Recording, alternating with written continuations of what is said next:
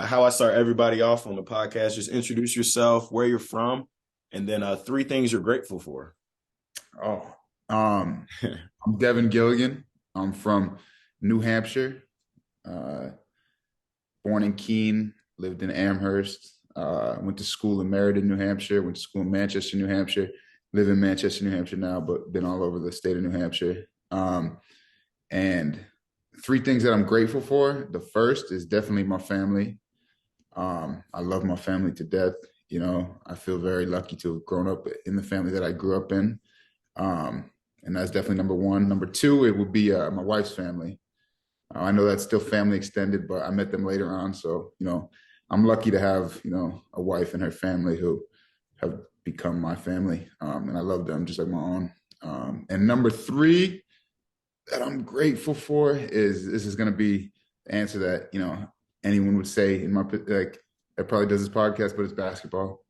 The game of basketball has, done so much for me, from getting me an education for free, and then, now taking me around the world, getting paid to play the game I love. So it's definitely my family, my wife's family, and basketball. Three Man, things I'm most grateful for. that's what's up, man. That's dope. That's dope. I love those first two, man, because a lot of people. I mean, honestly, like our family, like we talk about, and maybe we'll even start off here, like having a support system when it comes to like this grind Mhm. is so underrated because you got injuries, you might play bad, especially if you're in another country and you're playing bad. It's like, yo, who can I turn to? These guys don't even speak my language. So if you could talk to that, like, and maybe just throughout your whole career, how family has played a role for you and how that's like impacted your journey. Yeah. So, it started, my family loved basketball. Probably started with my grandfather. He loved basketball. Don't think he ever really played basketball. He played CYO basketball, it's like church league, but he loved it. And I have, my dad, my two uncles, they played. And then, so it was kind of cool to,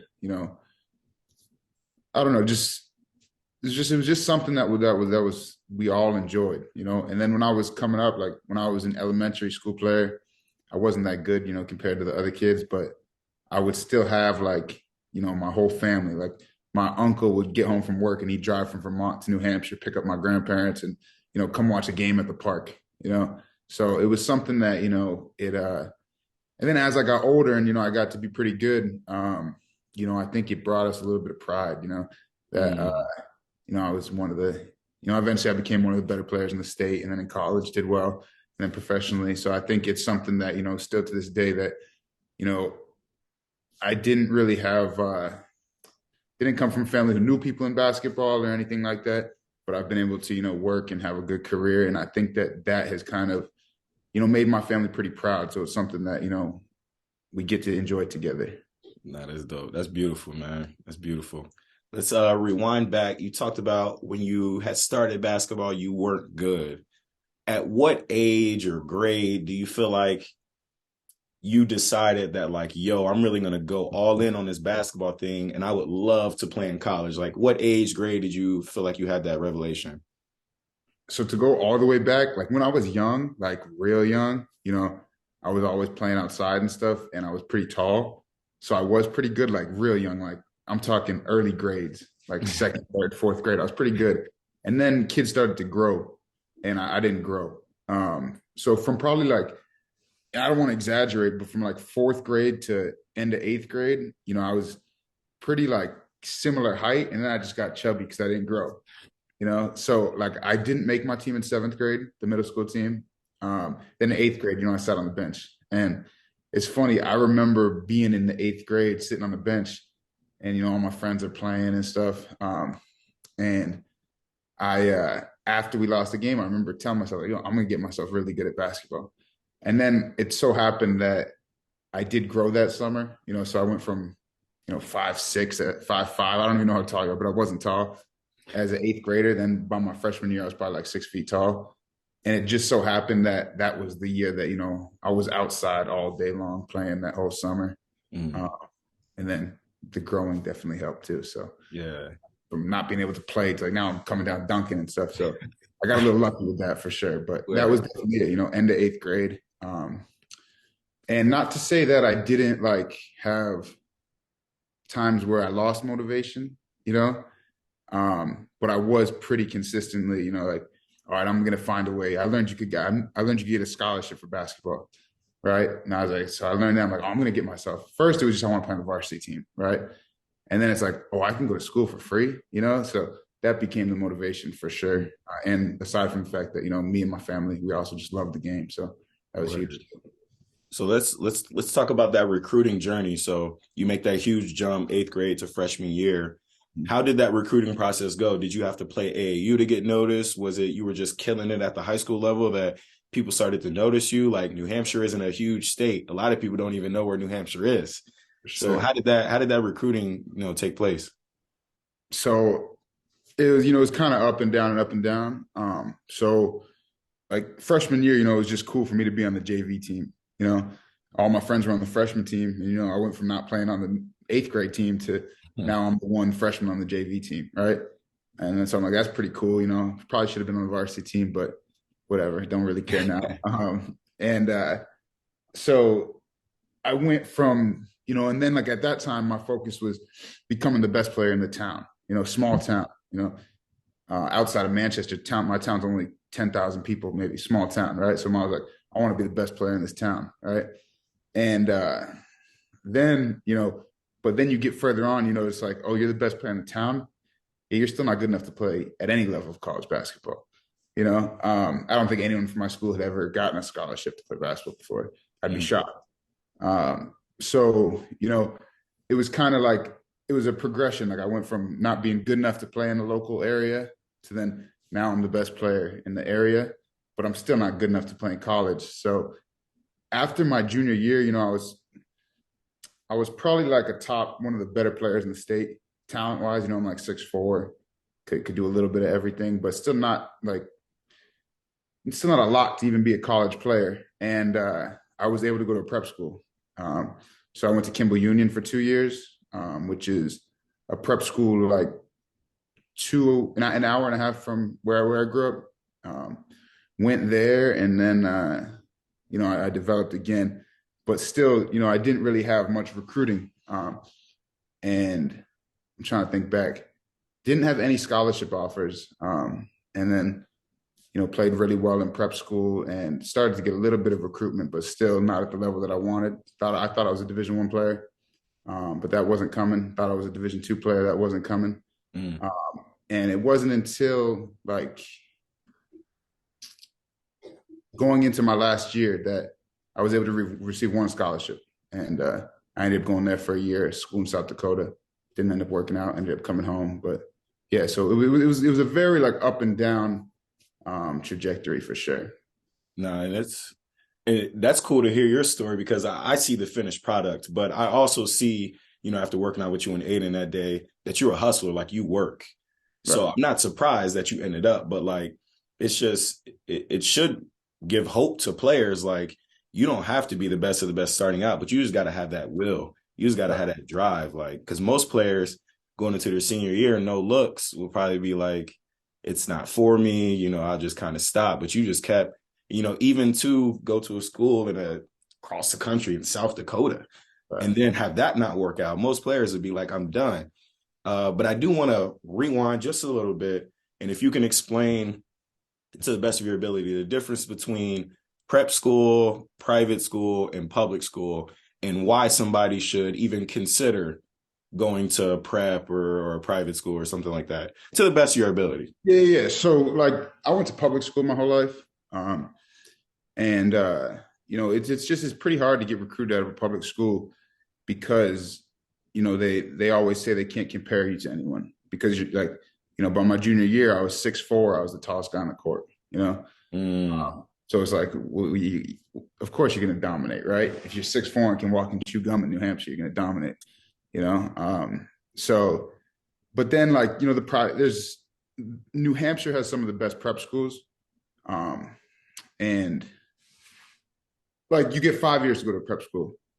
So like guys did a post grad year usually when it first started out. It was like if you didn't have your academics right, you could go to a prep school and do an extra year to get your academics right. But then what I think it transitioned into was people kind of started using the system, being like, oh, I can repeat a year and give myself an extra year to, develop. So like I graduated at 19 instead of 18. And like when I was 18, I was nowhere near being a scholarship level player. Mm. But that extra year, I got stronger. I got to know the game a lot better. And, that opened some doors for me for sure. Word. No, I appreciate you sharing that. So you end up the South Dakota thing doesn't work. Mhm. Do you mind speaking on that a little bit? Why it didn't work? Like, what were there red flags that you just ignored, or how did that happen? How did that whole recruitment process happen? Like, how'd you find the school? How'd they find you? Go ahead and share that with me. So me and my dad, we actually sent out email to probably every single Division II and Division I school in the country. Love Like it. we went through and we sent it out to everyone. And we get like a pamphlet or something, but nothing crazy. But the coach that I played for, really liked me. I was like I played hard. Like you said, like I played hard. I was a good teammate. I didn't really have a position, so I think that's what kind of held people up on me. Mm. Uh, but I was all league in the knapsack, which is like that's those guys are going to Power Five conferences. You're not going to Division II schools. But everyone just looked at me and like he's 6'4", kind of athletic, not that athletic, can kind of dribble, can't really, So it was like didn't really have a position. But then my team, my prep school team, we ended up taking a trip to England as a team. It was like part of the school. Like I don't know if they were trying to like get exposure to then recruit kids or something, but they sent us on to England to go play some teams. And my coach, my coach was telling everyone, every single school, like, you guys should take this kid, every low Division I to Division II. And they all give the same thing, like he's maybe 2 inches too short, whatever. And then this school, Augustana, their assistant coach was best friends with my coach. So he ended up coming on the trip with us just to kind of like help out, run some clinics over there, stuff like that. And Augustana is a really good Division II. Like, they get like 4,000 fans at their games. Like they won a national championship a couple years back. So the assistant coach came and he got to be around me and kind of see me as, a teammate, not just one of 1,000 guys that he gets their video sent to him.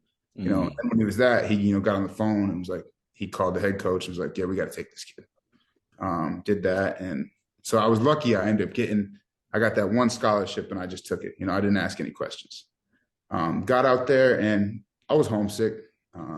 Wasn't playing that much. And I was kind of like, if I'm going to sit on the bench, I can go home and sit on the bench. I always hear the grass is not greener, don't transfer, this and that. But, my freshman year, I played like 12 minutes a game. We were okay. We weren't great. I didn't love it. I didn't love being in South Dakota. So, it was a really good school. And it was a really good basketball program. But I was kind of just like, we had our end of the year meeting and, their thoughts for me was like, you have a chance to be in the rotation for the next 4 years, which, that's cool. That's something to be proud of. Some people, you need guys like that. But for me, that's not what I was looking for, So I was like, if I'm going to go home, if I'm going to sit the bench, I can find a school in New Hampshire to sit the bench on, So I just going to SNU is so I ended up transferring to SNU, and that's the funnier story though. To be honest, both my stories were kind of like luck. But so right after we had that meeting, I told him that I wanted to go home. I was like, I'm going to go home. So I went home for spring break. And, a mentor of mine from the area called me and goes, Devin, let's go work out at SNU. So I'm like, I still want to play basketball. I don't have a home, but I still want to play. So I'm like, all right, I'll go. I pick some kid up. We go to SNU. We get to SNU and they were playing pickup full court. And I never talked to SNU, even though I grew up 15 minutes away. I hopped in there. They needed a guy. So I hopped into their 5-on-5 and I was playing. I was just killing. And they ended up offering me a full scholarship right there. So I was like, that was a dream come true. I always wanted to go to a school over there, but they never showed any interest. So it was like, once people saw me play in person and got to be around me, like doors opened. But when you're going through that recruiting process, like there's so many players, so it's like, sometimes you just become another 6'4", kind of athletic, 3, 4, 5, 2, no position, So that was kind of my story right there. No, I mean, it's just, I mean, we hear it all the time. Like less than 1% get to play at the next level. And it's like a 6'4" guy who can score at all levels is having a hard time finding a look. So how much harder is it going to be for a 5'11", 6 foot guard Yeah. to find a quality look? So Right. like this process, man, is like hearing your story is just, it's a combination of the work and just luck, just things, just God, just moving things around and making them work in your favor. Cause, you know, especially to go from a D2 school, not playing to going to a D1, jumping up and not even having the stats. So let's actually talk about that because a lot of players, when situation isn't going their way, and I Mhm. see it a lot, they go to a school, they're not getting playing time.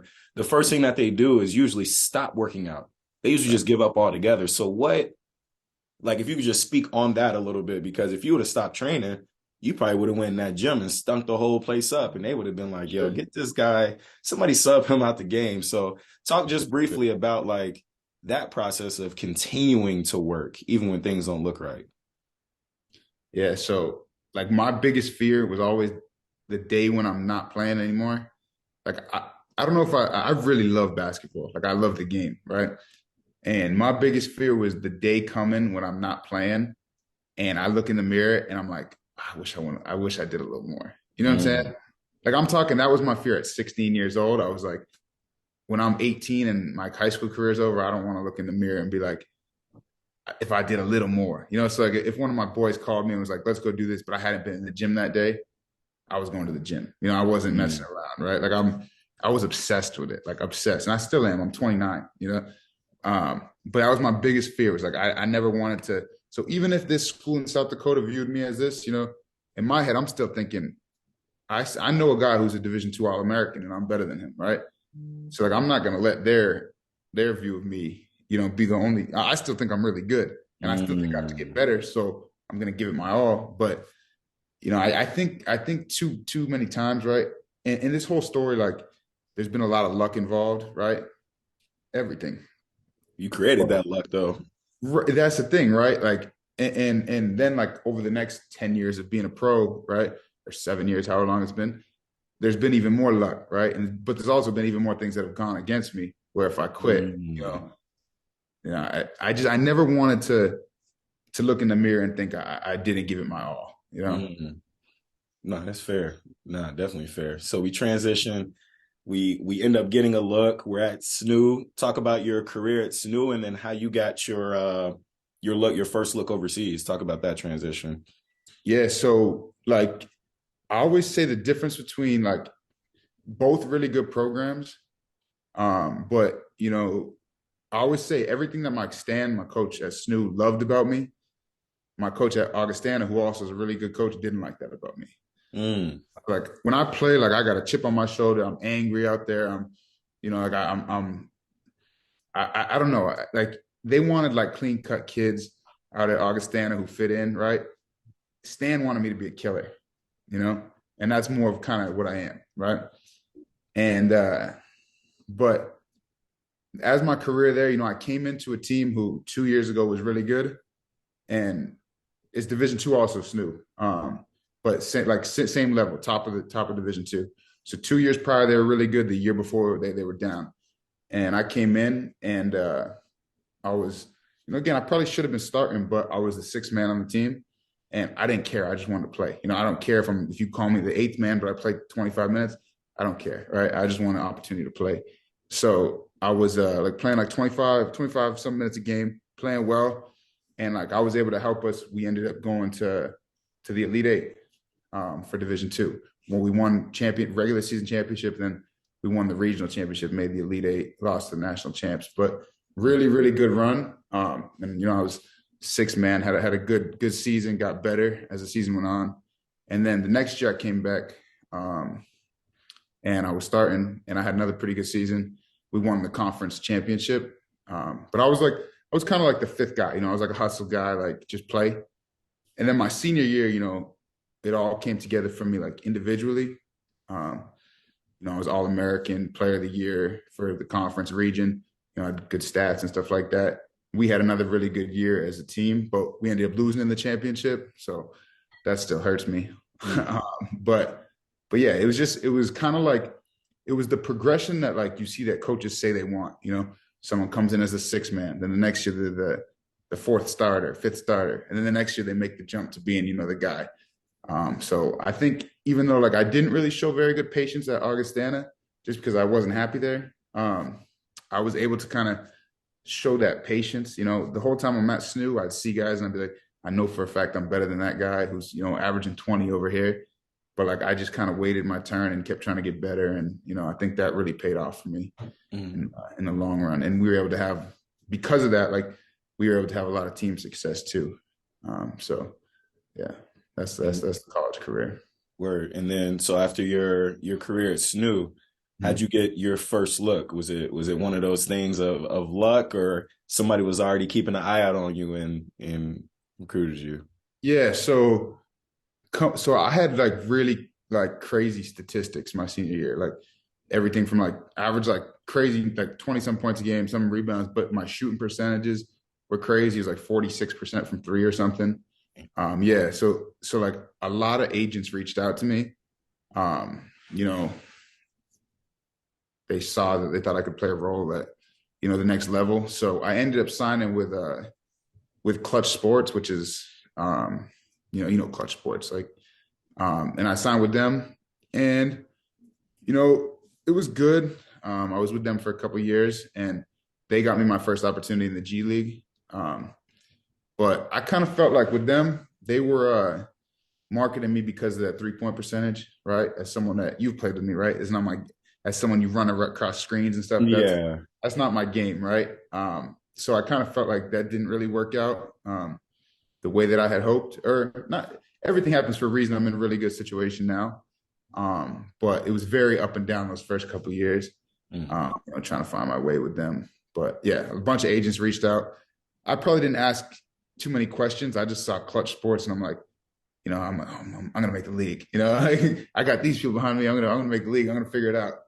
And at the end of the day, like when you've got guys who are making $90 million, a rookie who's not gonna make a lot less than that is not gonna get your I don't know, get as much attention, or Yeah. it just isn't as big a deal to them, if that makes sense. Yeah. You're not about to make a lot of commission off of that type of player. Right, exactly. Yeah. They'll spend their resources on LeBron versus me. Yeah. But still cool, to be associated with that or whatever. Word. Yeah. So you end up, you're playing overseas. You get the agency look. The agents place you on the team. Can you talk about how that transition happened as far as like, I mean, I know they reached out to you and you saw the name and you just signed, but Mm. if you could kind of go back, what are some questions or some things that you would ask your maybe the agent or maybe consult with your family to kind of get a better understanding? Because there's probably a player right now with these NIL deals and things Mm. that are going on. You got 17, 18-year-olds getting hundreds of thousands of dollars, and they really don't know what they're signing up for. They just see that Right. bread. So like, what are some questions that you would ask if you can go back? Yeah. So like I said, I just saw the name, and like I didn't recognize, like say 20 people reach out to me. That was the one name I knew. And Mm-hmm. because you see that name on ESPN, right? So like, but I would have definitely asked questions. I would have asked questions, what they valued in me, what they thought I'd bring to the table at the next level. Because like if you're sending me around as a shooter, and then you watch my film and I got the ball in my hands dribbling the whole time, it doesn't work out. But yes, but I also think there's a balance, and I think this is with the NIL too, because you want someone with the power, right, who has enough pull to get you these deals and stuff like that. But you also want someone where your check is important to them. You know what I'm saying? So like if LeBron's bringing you in whatever 90 million, right? And your 10% commission is, I don't even know what that is, but some crazy number, right? Someone who's making way less than that, your check doesn't matter to them, you know? But also say that, someone's like, oh, you'll be my only client. I'll dedicate all my time and effort to you, but they don't know anyone and their name doesn't have any power.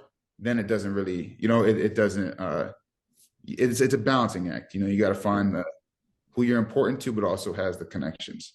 Where If that makes sense. Nah, it does, because because like you sharing that story, it's very similar to those players who were in your situation, like you were in high school. They get that one deal and they don't ask any questions. They just take it. Yeah. But because they don't ask questions, they end up in a situation that's not ideal. And now they got to transfer and then all the difficulties that go on with that. So I think that's very important because again, like players just take the deal just cause they just take the scholarship just cause. And it's like, yeah, the scholarship's important, but like there's more to it than that. Like there's a lot more to it. So if you could talk to a player, like you got some players under your belt, that you kind of mentor, what are some things that you would tell them to consider before they take a scholarship or before they invest the time into going to a university? Yeah, there's so many things. Like one thing is like what's important to you. Like there's people that are going to be happy sitting on the bench, but they get to put on a UNC jersey. Or you like, or they want to be D1, but they're fine sitting on the bench versus going to a D2 that's going to have a bunch of openings or opportunity for them. So it's like find what's important to you, because what's important to me, like I'd rather be at NHTI in Concord, New Hampshire, killing than be sitting on the bench at Duke, right? Like that's just me. Um, but you got to find what's important to you, and that's on the court and off the court. Like for me, my family was important to me. It was more fun for me to play in front of 400 people at SNU, but I knew 100 of them than 4,000 in South Dakota, and I didn't know one person there. So like everyone's different, and like some people, the academics should be important to everyone, but for some people it's more important, right? Like I don't even know if I would have gone to college if it wasn't for basketball. Maybe I would have done something else. So like a SNU degree is good, but it's not an Augustana degree, right? But to me, that doesn't really matter, right? I don't really that wasn't really what I valued at the time, and still isn't really what I value. But like everyone's got different things that are important to you. Like some people might rather go if you can go to an Ivy League school and play. There's just so many, but it's all just find what's important to you, and not find what's important to you would be the best advice that I could give. That's definitely some powerful advice. We got about a little less than 10 minutes left, so I'm going to throw some rapid fire questions at you. What's the major difference between college basketball and pro basketball? Well, everywhere's different. These are all for the most part 1 year deals, so you do kind of see that, like especially when like guys are new to it and they got their agents in their ears, like people are coming here just trying to put up numbers and go, move on to a bigger contract, bigger country, whatever. Whereas like those 3 years at SNU and I'm actually kind of in a situation like this now where I feel like my teammates are my brothers, right? But those 3 years at SNU was like, those are like my best friends, like my teammates there, like they were like my brothers, and it was us. And all that mattered was winning, right? Stats and stuff came later, but that was the furthest thing from my mind. And that was such an enjoyable time when all that matters is winning. And now you're over here, it's a business, right? Like you're going to be teammates with these guys for 8 months and you probably never see them again, So that's the biggest difference to me. Where, what would you say the biggest difference between high school and college? So like, for instance, New Hampshire high school is such a low level. And I don't mean to be disrespectful to anyone, but you can be the best player in New Hampshire high school, and you could be the man, and like you go to a Southern New Hampshire practice, and it's just a completely different sport. So the level is huge. Sometimes I think people are, but also like I hope this answers your question, but like sometimes people are in a rush to get out of like high school. Like I see people like who aren't even killing at the high school level trying to go transfer to like a prep school, when it's like you got to kill where you're at before you move to the next level. I hope that answers your question, but that just came into my mind when you were talking about that. But it is such a big level. But then you get out to some other places, or like Florida, and the high school basketball is great. So I'm sure the difference is just you grow up playing with these guys, you grow up being around them, and then you go with someone new. But to me, the level, just the high school basketball that I've seen, is such a big difference. Yeah. Last question. What impact did AAU have on your college recruitment, or did it have an impact on your recruitment at all? Yeah, so I played like local AAU. I played for two coaches who are awesome. TJ Thompson, who is an assistant at Rutgers now, and Sudi Lett, who is the head coach at Manchester Central. He's the one who started the program. But they were marketing me around like crazy. And I think like if it had been like 2 years later, after they had built up some more, like had a little bit more of a name, it was a new program when I was there. Um, then I probably would have ended up maybe a higher level. I don't know. But the biggest thing for me was they got me better, you know? Mm. So like, yeah, you can have all this recruitment in the world, but if you stink, it doesn't matter. But I had a chance after my first year at prep school, a couple AU coaches called like Metro, like bigger teams, the rivals, all that. But for me, I made the decision to play with them because I was like, one, it's fun. I love it. They're great. Yeah. But also I'm in the gym with these guys every day. They're gonna get me better, you know? So when that time does come, I used to always say, like, if I'm good enough, it'll happen. And I just focus on getting myself good enough. And I think that was huge. So they didn't, maybe it wasn't just like, maybe my scholarship didn't come from them directly, but it did because they got me good enough to, or helped me get good enough to get that scholarship. So Yeah, no, this is definitely something that's overlooked because kids, like you said it multiple times, like kids, they look for the exposure, but are you good enough to even need the exposure? Like, I'd rather, like you said, get those reps in, especially with coaches who know the game and are going to get you better. yeah, You're playing a lot of games over the summer, and if you're playing trash basketball yeah. and not getting better, you're just gonna go to your high school season, Right. even worse. But that's a whole nother conversation, man, with AAU. Because there's pros and cons to it, right? Like some players actually need the exposure. Some players need the games. Like they need to play because their high school team, they've been bottled up in a role. So they need it. But again, it's just like you had mentioned with the schools, it's about knowing what you need and knowing your preferences, in your recruiting journey. Yeah. Yeah. I mean, if I never left, Amherst, New Hampshire, I wouldn't, if I never, you wouldn't have any clue, so you got to go see it because you could be the man back home, but, you got to see it. But also, the biggest thing is just like everyone's got an elite team now, and it's ridiculous. It's like everyone puts elite, and these kids, they're not very good, but they got elite next to their name, so they think they're good. But also, I hate when people just hate on AAU because it's like anytime a kid gets to play basketball, it's good, you know? Yeah. So it's pros and cons to the whole Yeah, thing. right. It's like learning how to, it's like it's not going anywhere. So we got to learn how to use it, For as sure. a vehicle to get where we need to go. Yeah. Absolutely. So as we're wrapping up, man, go ahead. If you have, there was, like you said, one of your mentees needed some advice. What is one thing that you would give them? And then definitely plug us with your socials and where people can find you at, man. Yeah, one thing that I try to tell everyone is enjoy the game.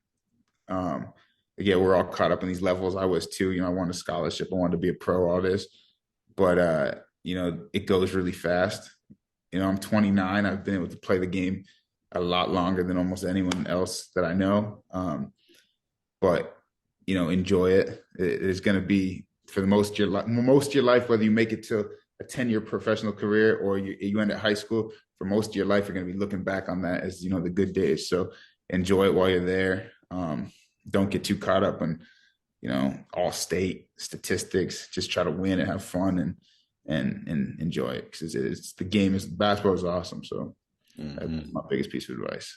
Facts. Shoot, basketball's the reason why I met you, man. Just loving Absolutely, the man. game, man. People that Great. you meet along the way is dope, man. And then plug us with your socials, man. If people want to keep in touch, man, they want to watch your game online, man. Let's see. I don't even have this memorized. Man, I'm on Twitter and Instagram. Instagram is at Devin_Gilligan 33, and Twitter. Let's see, D Gilligan 15. Yeah, I'm on both of those. I'm not too interesting of a person, so but if anyone ever got questions and stuff, I used to look for motivation and stuff like that. So I do try to put some stuff up there that kind of stuff that I would have liked to see when I was 18 or 20 or whatever. So yeah. Yeah. Word, man. I appreciate you taking the time, man, to hop on the pod, man, share your knowledge and your journey. And I definitely learned a lot about you because, I mean, I've met you a handful of times, but I can always tell, like, you love the game and you work hard, bro. You cool peoples with me. If people who love basketball and ain't afraid of some hard work, yo, they friends of mine.